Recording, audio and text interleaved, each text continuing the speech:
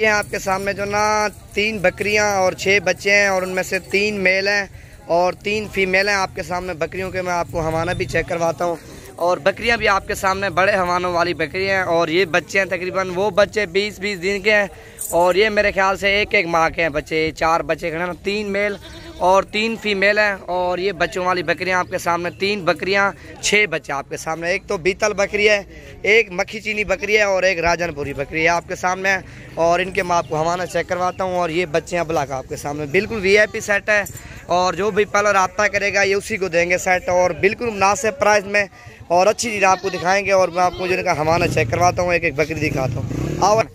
और ये इसके 2 बच्चे आपके सामने, ये देखो ना।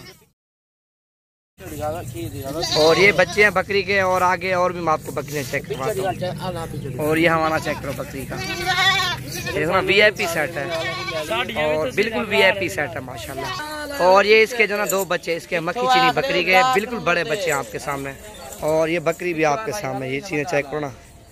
और इस बकरी के भी 2 बच्चे हैं और ये आपके सामने हवाना चेक करो इस बकरी का।